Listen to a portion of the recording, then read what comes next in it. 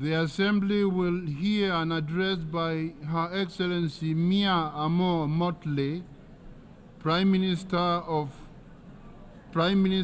Minister for National Security and the Public Service, and Minister for Finance, Economic Affairs and Investment of Barbados. I request protocol to escort Her Excellency and invite her to address the Assembly.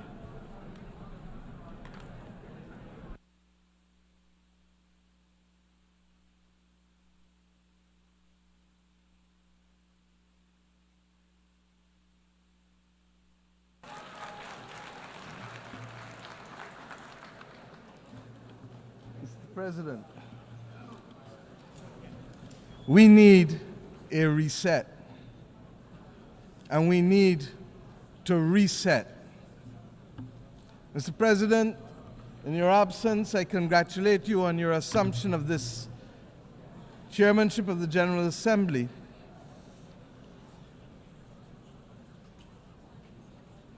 We can wait.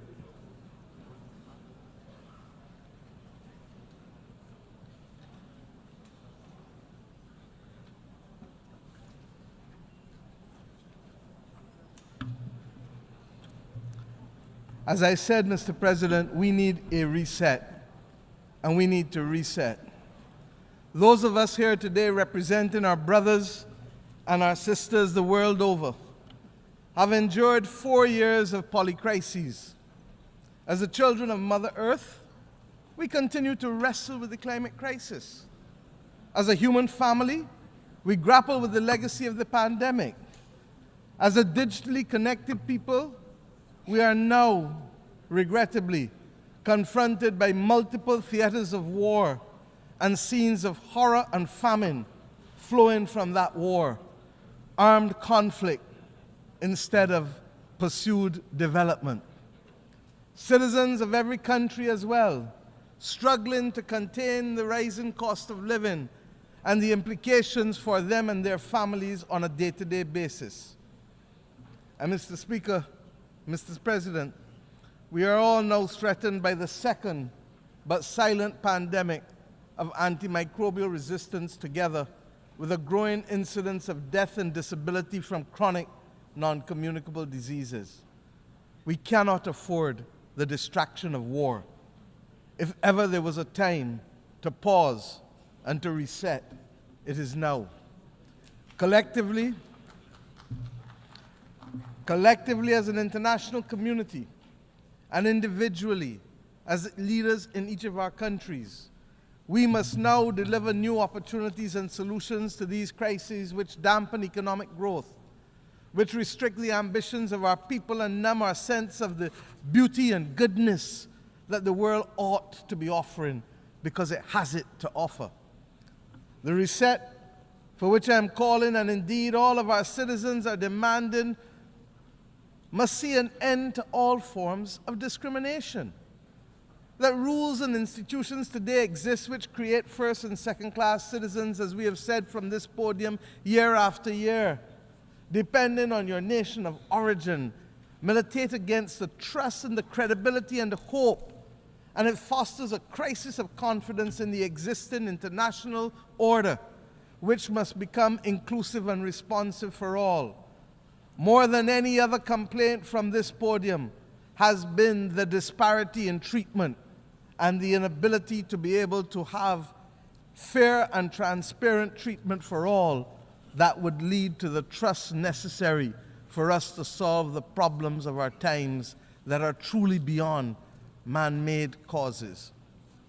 Neo-colonialist structures that perpetuate and reflect an old world order characterized by racism and classism and misogyny, while ignoring the legitimate aspirations of billions, will not help to foster the hope or trust that is necessary to meet these polycrises. We must ensure that the global institutions give developing countries, especially small vulnerable states like my own, or vulnerable middle-income countries, seats at the table of decision-making where we can be seen, heard, become active agents in our own cause, and lead our own development paradigms. My friends, we are reminded that 2024 is the final year of the United Nations Decade for the People of African Descent.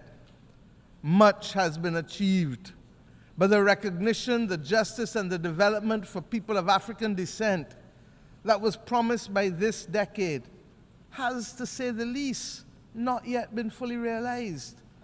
And it is for this reason that the Caribbean community joins the growing chorus, and my own country in particular, for the immediate proclamation of a second decade to complete the unfinished work and address the matter of reparations for slavery and colonialism.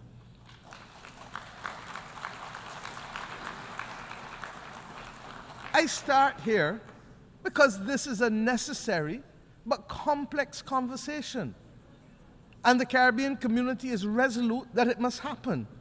Its resolution lies, and I want to be very clear, its resolution lies in a multi-generational approach, in the same way that the £20 million sterling debt that was incurred by the British government only was repaid in this 21st century, almost 200 years later, so that the notion of unaffordability becomes a non-issue once we recognize that the solution to reparations must be multi-generational and grounded in development. Mr. President, of necessity, the reset must also be characterized by institutional reform, which has to start in the United Nations councils. These councils suggest that some are full members, and others are only part members, and some may be part-time members, and some may be occasional members. All of this has no place in the 21st century. And the anger and the mistrust of our citizens and institutions, in leaders, in multilateralism, and in the processes which exclude while yielding much talk and little action is very real. And nowhere is reform and consequentially trust and hope more important to the well-being of billions of people today than in relation to the global financial architecture. Restricted access to capital, its disproportionately high costs barring us from doing that which we must, its inadequate scale, and the overwhelming burden of debt often imposed on us by circumstances beyond our control. These are all now combining to force governments in the world's poorest countries, and frankly, across many vulnerable middle-income countries, to devote more resources to debt service than to health and education, and in some instances, even infrastructure. For far too many members of the human family, cold ground is our bed, and rock is our pillow. Too many go to bed with their bellies hungry, and too many may not even have a bed. Our reset must therefore collectively build a common agenda that reflects and reinforces our shared humanity. It is that shared humanity that binds us together. Mr. President, you know better than most. Our African brothers and sisters got it right with the principle of Ubuntu, and have used this principle, this General Assembly, to remind us that its simplicity is what we should aspire to. I am because you are. I am because we are. My well-being is tied to yours, and our collective well-being is connected to Mother Earth. This best voices the approach needed to give expression to the reset that is absolutely necessary. And we acknowledge that there are glimpses of hope. We have, for example, on Monday, agreed to a pact for the future, but we still have war. We have agreed on a global digital compact, but we still have raging pandemics in the slow motion silent pandemic. All of this rests, my friends, on the common agenda that the Secretary General had set out for us before. Yesterday, we agreed in a high-level meeting on a political declaration on antimicrobial resistance. A lot of fancy words, but this is where the rubber hits the road, because all of us in this room know people who have died from infections and for whom the antibiotics simply are no longer effective, so that within 48 hours, a person's life is snuffed out, almost as if they were at war. My friends, following on the intervention of the Bridgetown Initiative and the Paris Pact for People and Planet, the efforts of many across the board, we acknowledge that there is some hope. And it is evident in the beginnings of the reform that we are seeing little by little, but nevertheless, they have started. These are all important steps, but we cannot take our eyes off the prize. Barbados' call for a fundamental reset includes attitudes and behavior as much as actions or reforms. Heads of government are in agreement that we must trigger national development agendas of transformation with both speed and scale. We have a date with destiny against 1.5 degrees. We know that that is what is needed to survive. And the implications for people, even as we speak, can be dire. But if there is a failure to act with clarity of purpose, and if the political will retards progress on the front of the much-needed reform within the international financial institutions, purely because heads of government do not speak to ministers of finance when they reach Washington, D.C., or their board directors, if there is a need for that to be dealt with, then, my friends, there must be a commitment to be equal to the current challenges of member states if we are not to perpetuate the discriminatory practices that result in undermining the transformational opportunities that we need. Depriving vulnerable countries from being able to access concessional income that is long enough to build the resilience to save lives and to protect livelihoods is unjust. And that is why we must remain focused. That is why, my friends, we launched yesterday the third iteration of the Bridgetown Initiative, which identifies three key principles, very simply. One, we must change the rules of the international financial system and reform its governance and instruments. Two, we must shock-proof vulnerable economies by dealing with debt and liquidity in a comprehensive, development-focused manner.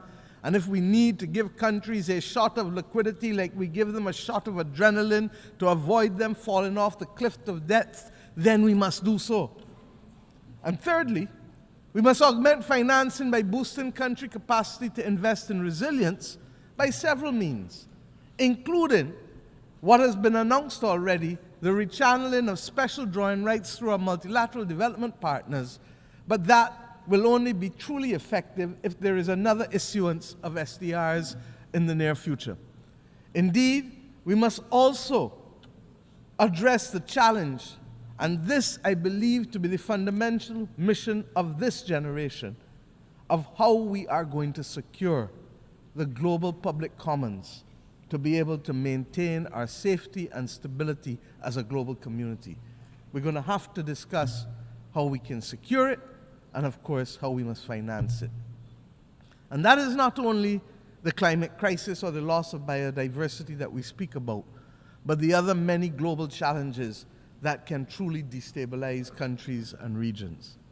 Mr. President, these considerations are of fundamental importance to the sustainable existence of our generations, future generations.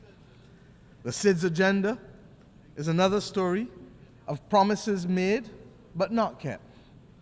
30 years ago, the international community gathered in my own country to take action for the first time on the unique challenges faced by small island developing states. We birthed in my home country the first ever global agenda for small island developing states, which became known as the Barbados Program of Action. I thank Mauritius for its strategy of implementation, Samoa for its pathway. They were carriers of the baton of a development agenda for small island developing states in the intervening years, in the face of multiple global crises from health to climate to finance. The vulnerabilities, yes, of our countries as small states have become more pronounced.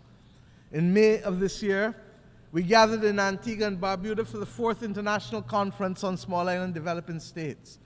And I call on the international community and the multilateral system to let us work together to ensure that the promise created in Bridgetown in 1994 is delivered and realized through the Antigua and Barbuda Agenda for SIDS 2024, otherwise known as ABBAS.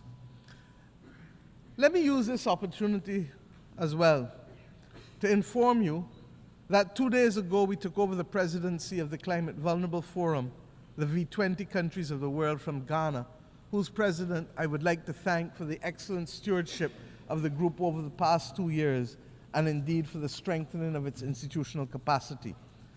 The priorities of our term as chair of the V20 countries will be the multiple dimensions of climate crisis, dealing with them, the impact of the climate crisis on human health, and of course, the issue of debt and climate, because if we don't solve that, we cannot take the appropriate actions to deal with climate.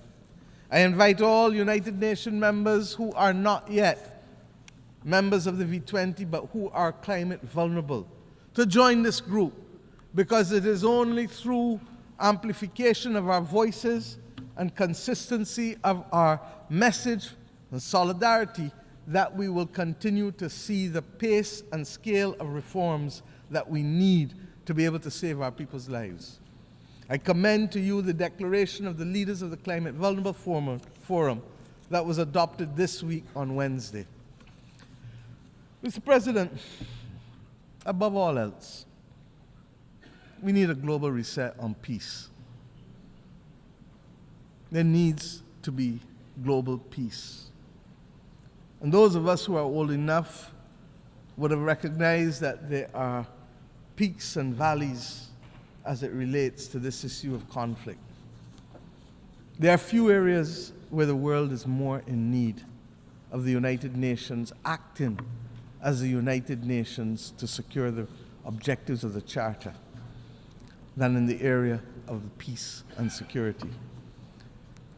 The silence that has engulfed Sudan is unacceptable and may well be rooted in the racism that the world still carries as a badge of honor from the victories of the last great war of the World War II. The actions in Myanmar cannot continue. Ukraine has sucked more oxygen out of the global community and the global financial system than any of us can appropriately accept at that very time when the world needs to be applying its resources and efforts to fighting the greatest crisis known to mankind. And the spread of the war from Gaza to the consequences in the West Bank to now clearly what is happening in Lebanon as we speak with Israel, all of these are but the tip of an iceberg of death, violence, and instability, and robs the global community of oxygen and resources at the very time when we need it most in a strategic way. We all know, as students of history, that even the longest war in history came to an end. These wars, yes, they too will come to an end. But the question is when and at what cost, and without much loss of life. With how many children not being able to be either given the chance to live or will now live with memories of war that will affect their every action for the next 60, 70, 80 years of their lives. Innocent people are paying the price with the one thing that is theirs to give, and they don't give it willingly. It is their life. Unless we address the root causes of these wars, one by one, and the manners in which they are being sustained and financed, we will never, never know anything else other than war and rumors of war in these theaters. The transmittal of these scenes of horror in real time into people's bedrooms, into people's living rooms, will trigger two extreme reactions, neither of which are acceptable to us in the third decade of the 21st century. We will either get the desensitizing of ordinary people to the loss of lives especially those of innocent children and women on the one hand, or we will get on the other hand the anger and inclination for vengeance that it spawns necessarily. We need peace. And it cannot be too difficult for us to work for peace.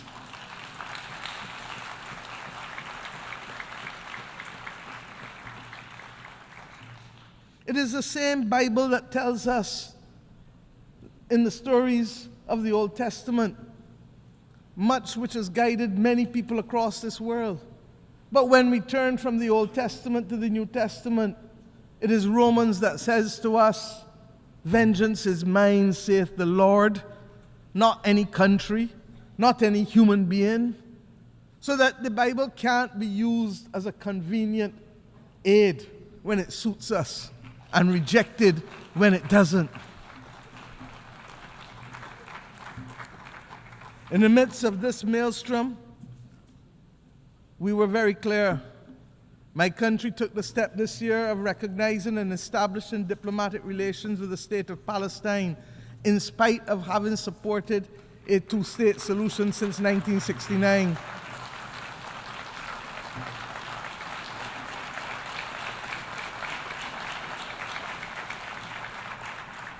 And we did this because it is clear to us that the state and people of Palestine, human beings, are entitled to full recognition by integration into and support from the international community.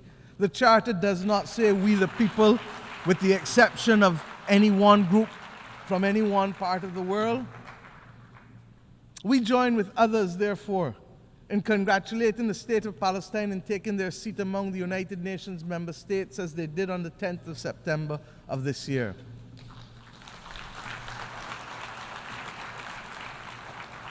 And let me be clear, we condemn the actions of Hamas on October 7th. But we equally and strongly deplore the humanitarian catastrophe in Gaza, which is the result of the disproportionate use of force by Israel. There's no justification for it. And that is why treaties exist governing the rules of engagement for war. Because we as human beings learned better and know better and committed to better. A two-state solution, no matter how elusive it may appear to be now, is the only answer. And I've said already this week that we have known difficult battles in mankind's history. But when we were in it, we didn't think we could achieve it. But we did. We abolished slavery. We removed apartheid in South Africa. These battles are not beyond our creativity, our capacity, and our resilience to resolve them. Similarly, we insist that the killing in Ukraine really has to stop. The people of Ukraine must be allowed to live within the internationally recognized boundaries of their state in peace and freedom from the threat of use or force. And as I said, it is sucking too much oxygen out of the global financial system, and countries that should be the beneficiary of aid are being told that they may have to wait in the interest of the defense of others because of war. I say to us truly, there has to be a singular commitment to build a peace. Truly. Mr. President, my own region has not escaped the scourge of instability and violence. The Americas do not constitute today a theater of war. But we are today witnessing, for some years now, an unprecedented escalation in the number and caliber of assault weapons which are finding themselves in the hands of criminals who are wreaking havoc on the legal systems and our societies, particularly in the small island developing states of the Caribbean and indeed in the wider states of Central and Latin America. This scourge caused by guns manufactured in the United States of America primarily also requires a fundamental reset. The right of persons to bear arms in countries not engaged in military conflict should not be an opening to accept as legitimate the presence of assault weapons in countries. It is simply not right. There is no place for assault weapons in our societies. I turn now to the fate of the people of Haiti, which continues to be of major concern to our people in the Caribbean region. The global community now has an opportunity for an essential reset with how it addresses its relationship with Haiti, and which has been born in all kinds of semi and partial concern over the course of the last few decades. We continue to have it as a recurrent decimal because we have failed to solve the problems and put them on a sustainable path to development for its people. What is needed is transformation of our sister nation.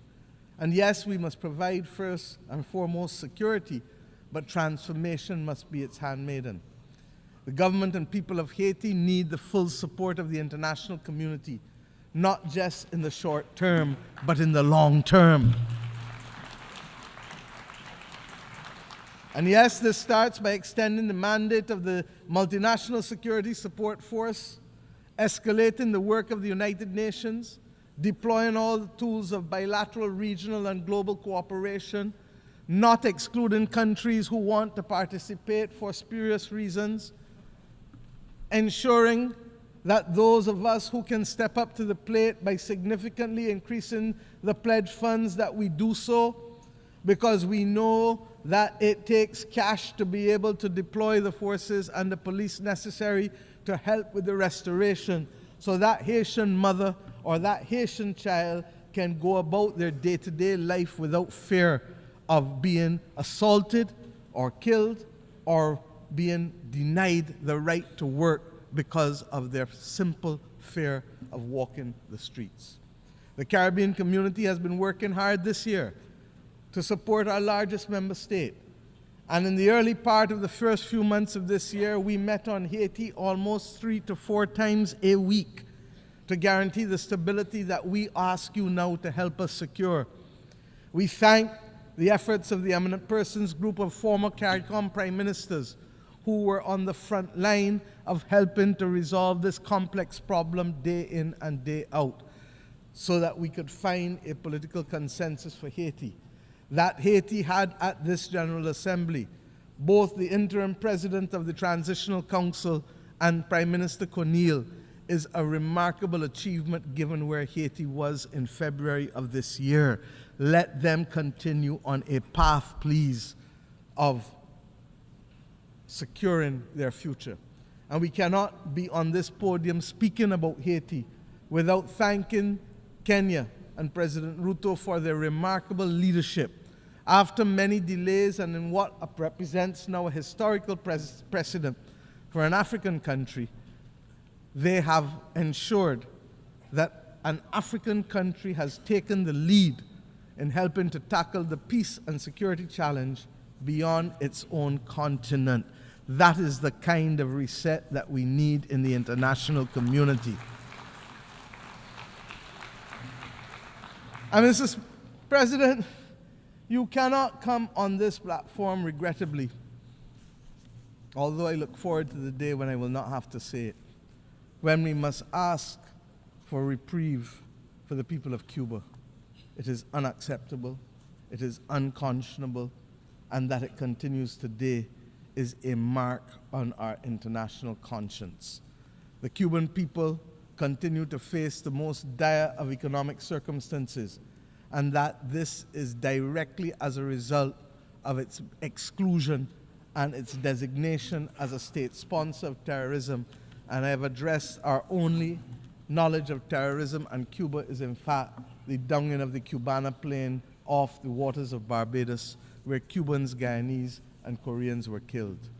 My friends, Cuba has been a valuable partner stepping up for us when it has mattered most, by the provision of nurses and doctors in pandemics, and by the provision of other essential workers when the global community needed it and when people needed to be liberated in Southern Africa. The reality is that we must have and continue to have resolve in calling for the embargo to be lifted, and we will condemn it year after year after year because it is simply wrong. As we say so, we pray that the people of Cuba, as they determine what damages they have found from Hurricane Helen, as well as we pray for the people of Florida, who clearly are going to spend the next few days identifying the damage as a result of a hurricane that hit Category 4 when it reached Florida. This is the climate crisis that we speak about. The people of Nigeria are still counting the bodies with respect to the floods that took place there. We have hard work to do. In our own Caribbean region, Beryl literally decimated the islands of Carriacou and Union Island, and indeed would have affected Grenada and St. Vincent more broadly. Jamaica and my own country's coastal infrastructure was significantly affected, with our fishing industry, 90% of it being decimated.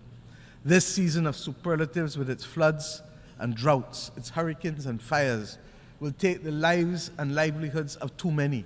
The climate crisis is hitting us almost weekly across the globe. The deniers of the climate crisis, they too need a reset that will admit of the absolute necessity of collective action by the global community to save our way of life and our planet. Mr. President, at the start of this week, the skies were much darker. I truly believe so. We are starting to see some glimmers of light. We leave New York this week noting that the clouds are lifting, conscious that the sun is peeping out in certain areas, not all, but in certain critical areas, giving us a sense of renewed hope that reset is in fact not only possible, but necessary in key areas: institutional reform, reform in our financial architecture, reform in how we view development, but above all else, reform in how we see each other and value each other.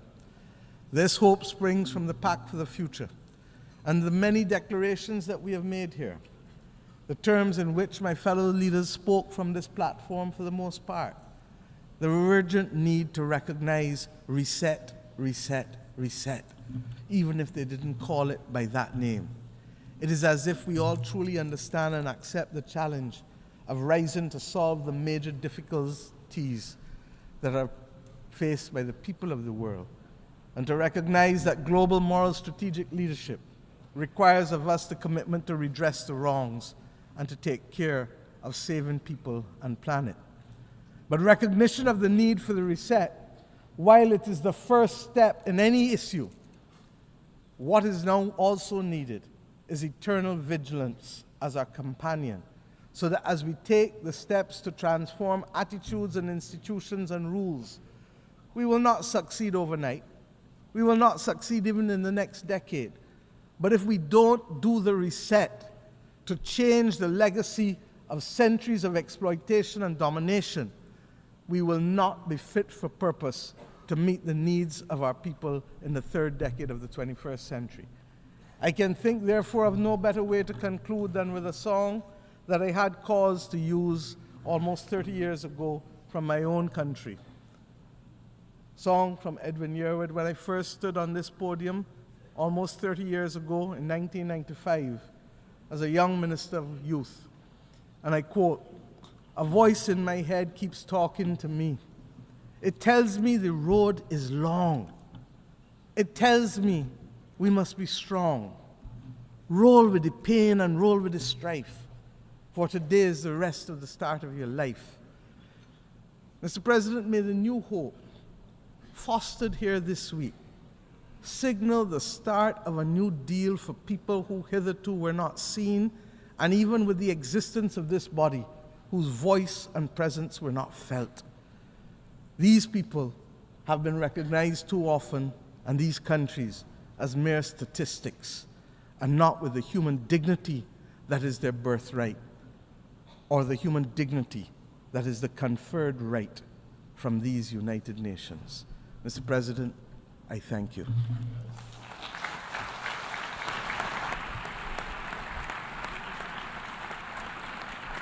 On behalf of the Assembly, I wish to thank the Prime Minister, Minister for National Security and the Public Service, and Minister for Finance, Economic Affairs and Investment of Barbados.